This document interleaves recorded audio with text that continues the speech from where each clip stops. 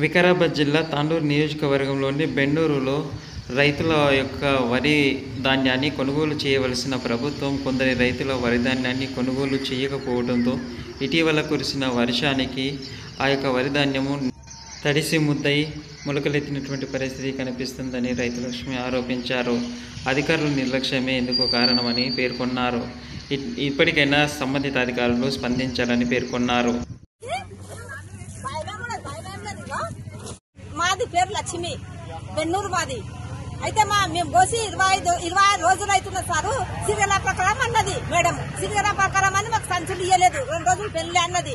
పెళ్లికి ముందు మేము ఇయ్యమ్మా మేము వేసుకుంటాము అని చెప్పింది ఆమె.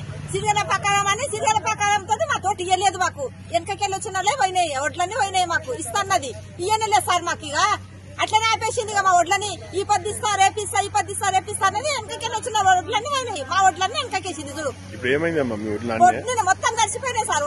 ఏముండదు ఇప్పుడు, ఏం రావు. మొలకలు వచ్చినాయి, మొలకలు వచ్చి 20 సంచులకు మొలకలు వచ్చినాయి. అయ్యో పక్కకేసినాము. ఈ పొద్దు లారీకి ఎత్తుతా అన్నది మొత్తము. ఈ పొద్దు లారీకి వేస్తా అన్నది మా లోడు. లారీకి వెళ్ళేదేం లేదు. 80 సంచులు వేసింది అంతే లారీకి. ఇప్పుడు ఇది మొత్తం వేస్తానని చెప్పింది. 80 సంచుల కాడికి లారీకి వేసింది. అయిపోయి మొత్తం అట్లా ఉండదు. ఈ కూటుండదు, ఆ కూటుండదు, మొత్తం తడిసింది.